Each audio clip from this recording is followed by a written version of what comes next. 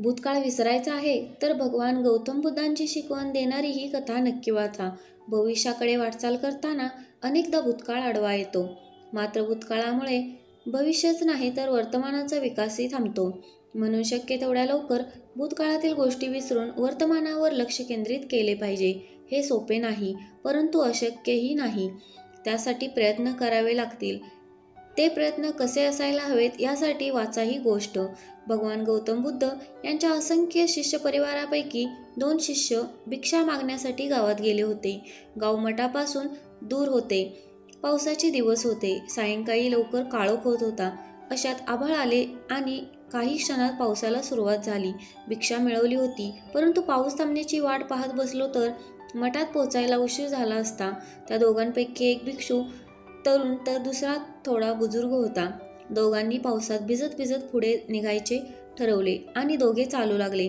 वाटेत एक नदी होती. पावसाच्या पाण्याने नदीच्या पाण्याची पातळी वाढत होती. आणखी पूर येण्याआधी नदी ओलांडलेली बरी, अशा बेताने दोघेजण नदी पार करण्यासाठी कटिबद्ध झाले. तेवढ्यात काही अंतरावरून एका तरुणीचा आवाज आला. त्या दोघांनी मागे वळून पाहिले तर एक तरुणी राजकुमारीसारखा पोशाख आणि अलंकार लेवून मदतीसाठी विनवणी करत होती. दोन्ही शिष्यांना अडवून ती त्यांच्याजवळ पोचली. तिने राजकुमारी म्हणून आपली ओळख करून दिली आणि शिकारीसाठी आले असताना शिपाईंशी ताटातूट झाली असे तिने सांगितले. नदीच्या पलीकडे आपल्या वडिलांचा राजवाडा आहे आणि ते आपली वाट बघत असतील. कृपया नदी ओलांडण्यासाठी सहाय्य करावे असे ती सांगू लागली.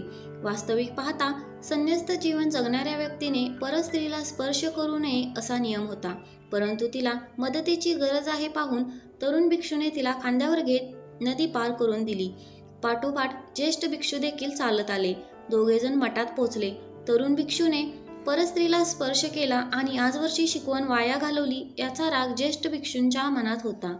रागारागात ते जेवले आणि जेवण झाल्यावर त्यांनी भगवान बुद्धांची भेट घेतली. त्यांना घडलेला प्रसंग सांगितला आणि तरुण भिक्षू शिष्य म्हणून कामाचे नाहीत हे पटवून दिले. त्यांचे सर्व बोलणे ऐकून भगवानांनी तरुण भिक्षूला बोलावून घेतले आणि परस्त्रीला स्पर्श केला का अशी विचारणा केली. त्यावर थोडासा डोक्यावर ताण देत तरुण भिक्षू म्हणाला, हो भगवान, राजकुमारीला मदत म्हणून खांद्यावर घेतले आणि नदी पार करून तिला तिच्या मार्गाने जाऊ दिले. माझ्या खांद्यावरून राजकुमारी कधीच उतरली, परंतु ज्येष्ठ भिक्षू अजूनही राजकुमारीला घेऊन इथवर आले आहेत.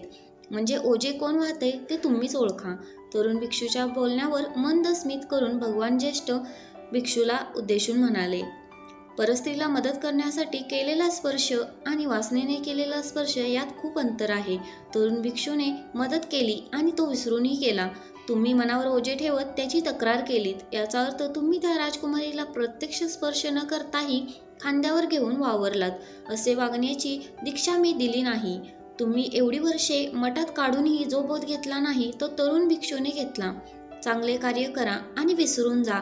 भूतकाळात अडकून राहिलात तर आयुष्यात पुढे कधीच जाऊ शकणार नाही. सदैव दुसऱ्यांना मदत करा आणि केलेल्या मदतीची जाणीवही मनातून पुसून टाका. तरच आनंदी आणि समाधानी जीवन जगू शकाल. जर गौतम बुद्धांची शिकवण देणारी ही छोटीशी कथा जर तुम्हाला आवडली असेल तर व्हिडिओला लाईक शेअर करा आणि अशा छान छान कथा ऐकण्यासाठी चॅनलला सबस्क्राईब देखील करा. धन्यवाद.